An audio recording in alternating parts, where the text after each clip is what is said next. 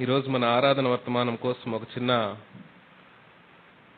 అంశాన్ని నేను మీ ముందుకు తీసుకురావాలనుకుంటున్నాను. జీవితంలో ప్రతి మనిషి కొన్ని సమస్యల ద్వారా వెళ్తున్నప్పుడు తీవ్రమైన బాధకు లోనవుతాడు. ఎవరినైనా ఒక వ్యక్తిని ఒక టాప్ 5 సిచ్యువేషన్స్ లేదా టాప్ 5 ప్రాబ్లమ్స్ చెప్పండి, దానిని బట్టి మీరు తీవ్రమైన బాధ మీకు కలుగుతుంది, ఏమన్నా ఒక టాప్ 5 చెప్పండి అంటే జనరల్గా క్రైస్తవులు అయినప్పటికీ ఈ విషయాలు చెప్తారు. మరణము, సొంత ఇంటి వారు చనిపోవటమో, తల్లిదండ్రులు చనిపోవటమో, బిడ్డలు చనిపోవటమో, అన్నదమ్ములు అక్కచెల్లెలు వీళ్ళు చనిపోయినప్పుడు తీవ్రమైన బాధ కలుగుతుంది కదా. మన పక్కనున్న వారికి చెప్తాం కానీ మనం అనుకుంటాం మన మనసులో, నీకు చెప్పినా అర్థం కాదులే నా బాధ అంటావా లేదా? నా లోపలుండి చూస్తే ఈ బాధ నీకు అర్థమవుతుంది అనుకుంటాం మనం. ఫెయిల్యూర్స్ వచ్చినప్పుడు, మొదటిది మరణము, రెండోది ఫెయిల్యూర్స్. ఉద్యోగంలో ఫెయిల్ అయినప్పుడు, చదువుల్లో ఫెయిల్ అయినప్పుడు, బాగా చదివి ఎగ్జామ్ ఫెయిల్ అయితే ఎట్లుంటుంది చెప్పలేం కదా. అసలు ఆ బాధ పక్కన వాళ్ళకు కూడా చెప్పలేము. 100 out of 100 వస్తాయి అనుకుంటాం కానీ రావు, 70, 80 వస్తాయి. మనం రాసింది ఒక ఆన్సరు, వేసిన మార్కులు ఒకటి. ఇంకా తీవ్రమైన బాధ కలిగించే విషయాలు ఎలా ఉంటాయంటే, వివాహం జరగదు కొంతమందికి, వివాహముల కోసం ఎదురు చూస్తూ ఉంటారు. పిల్లలు కలగరు కొంతమందికి. తీవ్రమైన బాధ కలిగించే విషయాలు అన్నమాట ఇవి. పాపము అతి భయంకరమైనది. పాపము వలన మనము పడిపోయినప్పుడు తీవ్రమైన బాధకు, డిప్రెషన్కు లోనవుతాం. కొంతమంది అట్ట ఈ రోజుల్లో మనం న్యూస్ పేపర్ చూస్తే యుద్ధముల్లో చిక్కుకున్న వాళ్ళు కూడా అంతే బాధపడతారు కదా. పడుకొని ఉంటారు, హఠాత్తుగా ఈ మిసైల్ వచ్చి పడుతుంది, ఇంట్లో చిన్నపిల్లలు భద్రంగానే ఉన్నారనుకున్న ఇంట్లో ఉన్న పిల్లలు కూడా చనిపోతారు. తీవ్రమైన బాధ మిగులుస్తుంది. ఇంత తీవ్రమైన పరిస్థితులు గుండా వెళ్తున్నప్పుడు క్రైస్తవులు అయినప్పటికీ ఎవరైనప్పటికీ వారి మనసులో వచ్చే ప్రశ్నలు ఇలా ఉంటాయి. దేవుడు నా బాధను అర్థం చేసుకోగలుగుతాడా, అసలు తెలుసుకుంటున్నాడా అనే ప్రశ్న వస్తుంది. ఇంకో ప్రశ్న ఏమొస్తుంది తెలుసా? దేవుడు కేవలము ఒక ప్రేక్షకుడి మాదిరిగానే ఉన్నాడా నా జీవితంలో, లేదా దేవుడు ఏమన్నా కలుగజేసుకొని ఇన్వాల్వ్ అవుతున్నాడా నా బాధలో అనే ప్రశ్న వస్తుంది. ఇంకా కొంతమంది ఇలా వాళ్ళని వాళ్ళే బయటికి చెప్పరు, ఈ ప్రశ్నలు మనసులోనే వస్తూ ఉంటాయి ఆలోచనలు. డస్ గాడ్ రియల్లీ కేర్ అనే ప్రశ్న వస్తుందంట. అంటే అసలు దేవుడు పట్టించుకుంటున్నాడా నన్ను, ఇలాంటి ప్రశ్న వస్తుంది. ఇంకొక అడుగు ముందుకేస్తే ఇంకో ప్రశ్న ఏమొస్తుంది తెలుసా? Does he share my pain, నా బాధను పంచుకోగలుగుతున్నాడా అనే ప్రశ్న మనకు ఎదురవుతుంది. క్రైస్తవులకు ఎదురవుతుంది, క్రైస్తవేతరులకు ఎదురవుతుంది. మరి పరిశుద్ధ గ్రంథం ఏం చెప్తుంది? పరిశుద్ధ గ్రంథం ఏం చెప్తుంది? మొట్టమొదటి విషయము మనము అడ్రస్ చేయవలసింది ఏంటంటే పెయిన్, బాధ.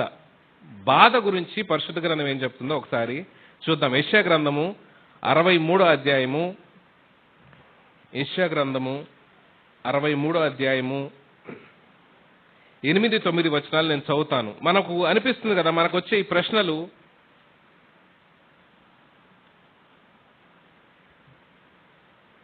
63వ అధ్యాయం 8, 9 వచనాలు నేనే చదువుతాను. దేవుడు ఇలా అంటున్నారు, వారు నా జనులనియు అబద్ధములాడ నేరదని పిల్లలనియు అనుకొని ఆయన వారికి రక్షకుడాయను. ఇదే ఇంపార్టెంట్ వచనం, 9వ వచనం. ఆయన వారి యావత్ బాధలో ఆయన బాధనొందెను. ఒకసారి ఆగుదాము. పరిశుద్ధ గ్రంథం చెప్తా ఉంది, ఈ సర్వశక్తిమంతుడైన దేవుడట మన బాధను పంచుకుంటాడంట. నమ్మశక్యంగా లేదు కదా. ఆయనకు బాధ అనిపిస్తుందా? సర్వపరిపూర్ణుడు, సర్వశక్తిమంతుడు, ఆయనకు బాధ కలుగుతుందా మన బాధ చూసి అని మీరు ఇంకా డౌట్ అనిపిస్తుంటే ఇంకొక 2 వచనాలు చదివి మీకు వినిపిస్తాను. నిర్గమాకాండం 3వ అధ్యాయము 7వ వచనంలో ఒక మాట చదువుకొని మనం ముందుకు వెళ్దాం. నిర్గమాకాండము 3వ అధ్యాయము 7వ వచనము. మరియు యెహోవా ఇట్లనెను, నేను ఐగుప్తులోనున్న నా ప్రజల బాధను నిశ్చయముగా చూచి తిని, పనులలో తమ్మును కష్టపెట్టు వారిని బట్టి వారు పెట్టిన మొరను వింటిని, వారి దుఃఖములు నాకు తెలిసే ఉన్నవి. దేవునికి తెలుసట వారి యావత్ బాధల్లో ఆయన బాధ నొందుతున్నాడని ఉందట. ఇంకొక వచనం చదువుకుందామా? యోహాను సువార్త 11వ అధ్యాయానికి వెళ్దాం. యోహాను సువార్త 11వ అధ్యాయంలో ఇంకొక అడుగు ముందుకు వేస్తే యేసుప్రభు వారి గురించి మనం ఇక్కడ చూస్తాము. దేవుడు మనము we are tempted to think like this. ఇలా అనుకుంటామంట. మనం ఏమనుకుంటామంటే, ఈ వచనం చదవ ముందు కొన్ని మాటలు చెప్తాను. God is too busy, God is too busy to know my individual needs అనుకుంటామంట. అంటే నా వ్యక్తిగత అవసరతలు తెలుసుకోవడానికి దేవుడు చాలా బిజీ కదా. నాకు పలానాది అవసరం ఉంది, నాకు ఉద్యోగం అవసరం ఉందో, లేకపోతే నాకు పిల్లలు అవసరం ఉన్నారనో, లేదంటే నాకు ఆరోగ్యం కావాలనో, లేదంటే నాకు నా ఫ్యామిలీ మెంబర్ చనిపోయారు, నాకు ఈ బాధ నుండి విముక్తి ఎలా అని ఆలోచిస్తున్నప్పుడు we are tempted to think like this. God is too busy to think about my needs అనుకుంటామట. లేదా ఇంకొక మాట ఇలా అనుకుంటాం మనం, does God take note of my individual needs? దేవుడు అసలు నా వ్యక్తిగత అవసరతలు పరిగణిస్తున్నాడా? అర్థం చేసుకుంటాడా? అసలు నాకున్న అవసరతలు ఆయనకు తెలుసా? ఆయన ఏమి నా పక్కన లేడు కదా. నాకే అవసరత ఉందో మా అమ్మ నాన్న అడిగినట్టు ఆయన నా అవసరతలు అడుగుతాడా అనే ప్రశ్నలు మనకు వచ్చినప్పుడు, ఇక్కడ చూడండి దేవుడు ఎంత ప్రేమ కలిగిన వాడు మనం చూద్దాము. వారి యావత్ బాధల్లో ఆయన బాధ నందునని చదువుకున్నాం కదా. ఇక్కడ చూడండి యోహాను సువార్త 11వ అధ్యాయము 33వ వచనం నుండి నేను చదువుతాను, 32 నుంచి నేను చదువుతాను. లాజర్ని లేపిన సన్నివేశం ఇది. 32వ వచనము. అంతటా మరియా యేసు ఉన్న చోటుకు వచ్చి ఆయనను చూచి ఆయన పాదముల మీద పడి, ప్రభువా, నీవిక్కడ ఉండిన ఎడల నా సహోదరుడు చావకుండా ఉండెనను. 33వ వచనం. ఆమె ఏడ్చుటయు ఆమెతో కూడా వచ్చిన యూదులు ఏడ్చుటయు యేసు చూచి కలవరపడి ఆత్మలో మూలుగుచు అతనిని ఎక్కడ ఉంచితిరని అడుగగా, వారు ప్రభువా వచ్చి చూడమని ఆయనతో చెప్పిరి. 35వ వచనము. అందరికీ తెలిసిన వచనం కదా ఇది. యేసు కన్నీళ్లు విడిచెను. కాబట్టి యూదులు అతన్ని ఎలాగ ప్రేమించునో చూడుడని చెప్పుకొనిరి. యేసుప్రభు వారి ప్రేమ ఎమోషన్లెస్ కాదు. మనం కొన్నిసార్లు అనుకుంటాము దేవుడు ఏదో ఒక కాస్మిక్ కంప్యూటర్ అనుకుంటాం, అక్కడ కూర్చొని అందరు ఏం చేస్తున్నారో రికార్డ్ చేసుకుంటా కూర్చుంటాడు అనుకుంటాం కదా. ఎమోషన్స్, భావోద్వేగాలు ఏం లేకుండా, ఏ ఫీలింగ్స్ లేకుండా, నా బాధే పట్టనట్టుగా దేవుడికి ఉందని అనుకుంటాం కదా. నో, దేవుడికి భావోద్వేగాలు ఉన్నాయి. ఇంకో మాటలో చెప్పాలంటే, మనకున్న పెయిన్, మనకున్న బాధ, సంతోషము, ఇవన్నీ ఎవరి గుణ లక్షణాలు? అవి ఎవరి నుండి వచ్చినాయి? ఆయన స్వరూపములో చేయబడ్డాం కాబట్టి ఆయన గుణ లక్షణాలు మనకు సంక్రమించినాయి. అదర్వైజ్ మనం అలా ఉండాల్సిన వాళ్ళం, జంతువుల మాదిరిగా ఉండాల్సిన వాళ్ళం మనము. మనం ఒక ప్రశ్న వేయచ్చు, అసలు నిజంగా యేసుప్రభు వారికి బాధ అంటే ఏంటో తెలుసా అంటే, తెలుసు. సిలువలో యేసుప్రభు వారు పడిన బాధ మనకెవ్వరికి అర్థం కాదు. తీవ్రమైన బాధ. అసలు యేసుప్రభు వారికి ఒంటరితనం గురించి తెలుసా అంటే తెలుసు. తండ్రి చేయి విడుస్తున్నప్పుడు యేసుప్రభు వారిని పడిన వేదన ఒకసారి మనం చదివితే అర్థమవుతుంది. యేసుప్రభు వారికి పేదరికం గురించి తెలుసా అంటే తెలుసు. సువార్తలు ఒకసారి చదవండి, ఆయనకు తలదాచుకోనటకు చోటే లేదని ఉంది. యేసుప్రభు వారికి అవమానం గురించి తెలుసా అంటే తెలీదా? ముఖం మీద ఉమ్మివేయబడడం ఎలా ఉంటుందో యేసుప్రభు వారికి తెలుస్తుంది. బాధను పంచుకుంటానా అంటున్నాడు యేసుప్రభు వారు. రెండోది ఏంటో తెలుసా? వాగ్దానం ఇస్తున్నాడు. సరే, బాధను పంచుకున్న దాంతో ఇక సరిపోలేదు, బాధను పంచుకుంటూ, మన బాధను పంచుకుంటూ మనకు వాగ్దానం ఇస్తున్నాడు. Promise. First one is pain, he shares our pain. Second one, he gives promise. రెండోది ప్రామిస్. ఒక వచనం చదువుకుందాము, మత్తయి సువార్త 28వ అధ్యాయం. యేసు ప్రభువారిని మనం ఎందుకు స్తుతించాలి, ఆరాధించాలి అంటే, ఆయన మన బాధను పంచుకునే మంచి ప్రేమ కలిగిన దేవుడు. రెండోది మనకు వాగ్దానం ఇచ్చే దేవుడు, మనకు నిరీక్షణ ఇచ్చే దేవుడు. 28వ అధ్యాయము ఆఖరి వచనము, యేసుప్రభు వారు తిరిగి ఆరోహణమై వెళ్ళిపోతున్నప్పుడు శిష్యులందరూ బహు దుఃఖంతో ఇంక వెళ్ళిపోతున్నాడు యేసుప్రభు వారు, ఇంకా ఆయన మనం తాకలేము, ముట్టుకోలేము, చూడలేము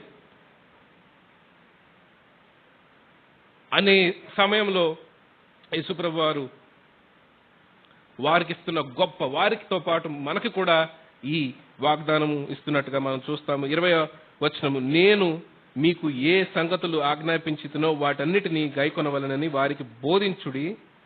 ఇదిగో నేను యుగ సమాప్తి వరకు సదాకాలము మీకు తోడుగా ఉన్నానని వారితో చెప్పాను. సదాకాలము, సదాకాలము. ఎంత అద్భుతమైన ప్రామిస్ ఇది.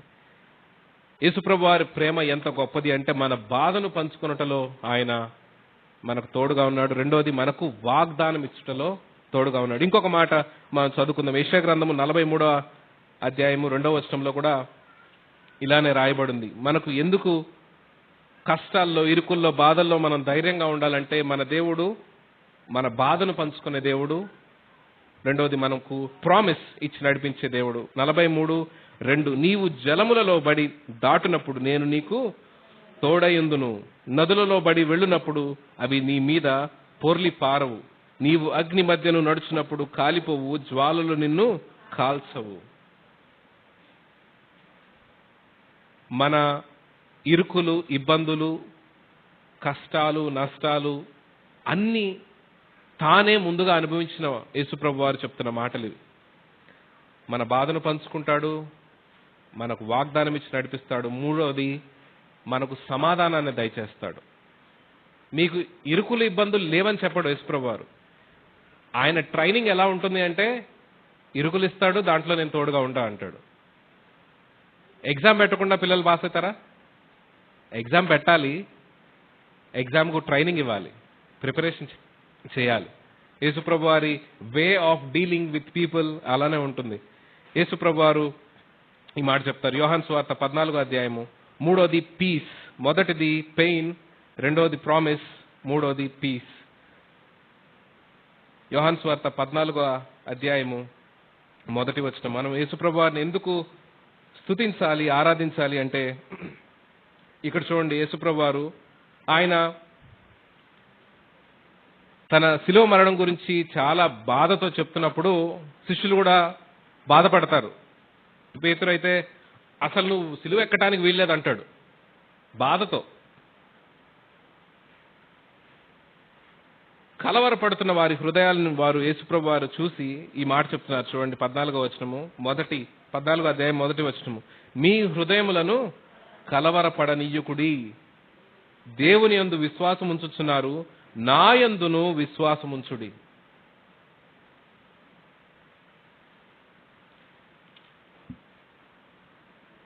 యేసుప్రభు వారు ఈ మాట చెప్పుటకు గల కారణము, ఆయన తన పరిచర్యలో ఎన్నో అద్భుత క్రియలు చేసుకుంటూ వచ్చారు. మార్క్స్ వార్త 4వ అధ్యాయంలో చూస్తే తుఫానును గద్దించి నిమ్మళపరిచినట్టుగా ఉంటుంది.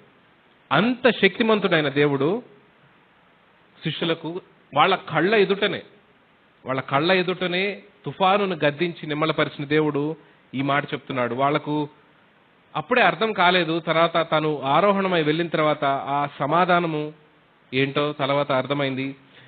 పౌలు ఈ మాట రాస్తాడు చూడండి. 2 తిమోతి పత్రిక 4వ అధ్యాయము, 2 తిమోతి పత్రిక 4వ అధ్యాయము 17-18 వచనాలు నేను చదువుతాను.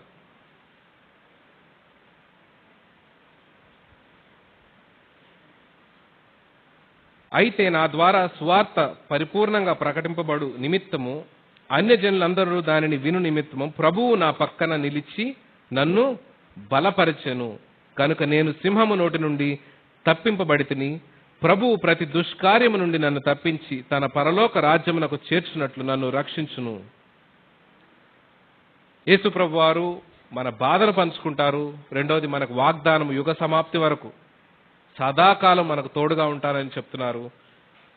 ఆఖరుగా ఆయన మనకు సమాధానాన్ని దయచేస్తాను అని చెప్పి చెప్తున్నారు. పౌలు ఫిలిప్పీలకు రాసిన పత్రికలో కూడా ఇదే మాట చెప్తాడు. అది చదివి మనము ముగించుకోవడానికి ప్రయత్నం చేద్దాము. 4వ అధ్యాయము 4వ వచనం నుండి నేను చదువుతాను. ఎల్లప్పుడూ ప్రభువునందు ఆనందించుడి, మరలా చెప్పుదును ఆనందించుడి. పౌలు మంచి మంచి రూమ్ లో చక్కగా ఒక ఆఫీస్ టేబుల్ మీద కూర్చొని ఈ మాట రాయట్లేదు. ఎక్కడున్నాడో తెలుసా? నాకు తెలిసి రాస్తున్నప్పుడు ఆ చేతికున్న సంఖ్యలు గల్లు గల్లు మోగుతుండాలి. సంఖ్యలు మోతలో కూడా ఏం చెప్తున్నాడు? ఎల్లప్పుడూ ప్రభువునందు ఆనందించుడి. మరలా చెప్తున్నారు, పొరపాటును మీరు వినలేదేమో, నేను మళ్ళీ చెప్తున్నాను. నేను పొరపాటును చెప్పాను అనుకుంటున్నారేమో, నేను మళ్ళీ చెప్తున్నాను, మరలా చెప్తున్నాను, ఆనందించుడి. మీ సహనమును సకల జనులు తెలియబడనీయుడి. ప్రభువు సమీపంగా ఉన్నాడు. దేనిని గూర్చి చింతపడకుడి గాని ప్రతి విషయంలోనూ ప్రార్థన విజ్ఞాపనముల చేత కృతజ్ఞత పూర్వకముగా మీ విన్నపములు దేవునికి తెలియజేయుడి. ఇదే మెయిన్ వచనం 7వది. అప్పుడు సమస్త జ్ఞానమునకు మించిన దేవుని సమాధానము. ఇరుకుల విశాలత అంటే అదే. మనం యేసుప్రభు వారిని ఎందుకు ఆరాధించాలంటే, హఠాత్తుగా ఈ రోజే మన బ్యాంక్ అకౌంట్లో ₹1,00,00,000 డిపాజిట్ అవ్వవు. రక్షణ పొందిన వెంటనే గవర్నమెంట్ జాబ్ రాదు. రక్షణ పొందిన వెంటనే చక్కటి భక్తి గల స్త్రీయో పురుషుడో పెళ్లికి దొరకరు. అలాంటి భ్రమలో ఉంటే sorry, the reality is this. దేవుడు ట్రైనింగ్ ఇచ్చి నడుపుతా ఉంటాడు ముందుకి. ఆ ట్రైనింగ్ లో మనకు మన బాధను పంచుకుంటా ఉంటాడు, మనకు వాగ్దానం చేస్తాడు. 3వది సమాధానాన్ని దయచేస్తున్నాడు. మరి బ్రదర్, మరి ఎవరా నాకు ఉద్యోగం ఎవరా అంటే ఇస్తారెవరా? దేవుడు మనం కోరుకునే ఇస్తారెవరా? మనం అడుగు వాటన్నిటికంటే ఇంకా బాగా ఇస్తారు యేసుప్రభు. ఆయన్ని ప్రేమించే వారికి సమస్తము సమకూడి, మేలుకే సమస్తము సమకూడి జరుగుతున్నాయని ఉన్నది కదా. ఎస్, ఇక్కడ చూడండి, దేవుని సమాధానము యేసుక్రీస్తు వలన మీ హృదయములను మీ తలంపులకు కావలి ఉండును. మీరు దిగులు చెంది డెవస్టేట్ అయిపోయి, ఇక విరిగిపోయి నలిగిపోయి, అబ్బా ఇంకా నాకు హోపే లేదు అనకుండా మీ హృదయములను కావలి కాసేది ఆయన సమాధానమే. అందుకనే దావీదు ఈ మాట చెప్తాడు. అది చదువుకొని ముగించుకుందాము. కీర్తనల గ్రంథం 23వ కీర్తన మాకు అందరికీ చాలా కంఠస్థం వచ్చిన కీర్తనే కదా. నేను చెప్పిన మాటలను మనసులో ఉంచుకొని ఇది చదవండి. దేవుడు మన బాధను పంచుకునే దేవుడు, మనకు వాగ్దానం ఇచ్చే దేవుడు, మనకు సమాధానాన్ని ఇచ్చే దేవుడు. ఇది మన మనసులో ఉంచుకొని ఈ మాట చదువుదాం. 23:4. గాఢాంధకారపు లోయల్లో నేను సంచరించినను ఏ అపాయము నాకు భయపడను. నీవు నాకు తోడయుందువు, నీ దుడ్డు కర్రయు నీ దండమును నన్ను ఆదరించును. లోయలో నడుస్తా నేను, ఆదరించేది నీవే. నీ దుడ్డు కర్ర నీ దండం అంటే నీ బలమే. నాతో వస్తున్న నీ బలమే, నీ సన్నిధే. నీవు నా బాధను పంచుకుంటున్నావని నాకు అర్థమైనప్పుడు నాకు వస్తున్న నిరీక్షణే. మనం ఇందాక పాడిన పాటలో మనం చూసాం కదా, ఆయన ప్రేమను తలపోయేటకి ఇక్కడ ఉన్నాము. యేసుప్రభు వారు ఎంతగా ప్రేమించారంటే, సర్వశక్తిమంతుడైన దేవుడు మన కోసం ఏడవడం ఏంటి? ఆయన్ని బాధ పెట్టే విషయముగా ఉన్నది మన బాధ కూడా. ఒక రచయిత ఇలా రాస్తాడు, పిల్లలు ఉన్నారు కాబట్టి నేను ఇది ఇంగ్లీష్లో చదువుతాను. Out of the tempest we are urged onward to a new task, new vitality and new joys. A life has ended, a life has already begun, not for any other reason than that there is God. Down the road, who knows how far, there will be another vicious whirlwind of trouble. But when they break their fury upon us, they too shall be encountered with courageous faith in omnipotent God who weeps with us, who speaks peace to our troubled, fearful hearts. ఒక మాటలో తెలుగులో చెప్పి నేను ముగిస్తాను. ఈ రచయిత ఏమంటున్నాడంటే, రానున్న ప్రయాణంలో ఏమి ఎదురొస్తాయో మనకు తెలియదు. దేవుడిని మనం ఎందుకు ఆరాధించాలి అంటే, సర్వశక్తుడైన దేవుడు నా బాధను పంచుకోబోతున్నాడు. దినదినము నా పక్కనే ఉండి ప్రయాణంలో షేర్ చేసుకుంటాడు. నాకు ముళ్ళతో అయితే ఆయన కూడా నా త్రోవలోనే వస్తున్నాడు. నాకు ఇరుకు మార్గం అయితే ఆయన కూడా నా త్రోవలోనే వస్తున్నాడు. ఈ సర్వశక్తుడైన దేవుడి మీద ధైర్యము కలిగిన విశ్వాసము ఉంచి ఎదురొస్తున్న తుఫాన్లను మనము ఎదుర్కోవచ్చు అని ఈ రచయిత రాశాడు. మనం ఆరాధిద్దాం, దేవుణ్ణి స్తుతిద్దాము. ఇంత చక్కటి దేవుని కలిగి ఉన్నందుకు, మన బాధలు పంచుకునే దేవుని కలిగి ఉన్నందుకు మనం ఆయన ఆరాధిద్దాం. మహాపరిశుద్ధుడైన తండ్రి, నాయన మీకు వందనాలు, స్తోత్రాలు.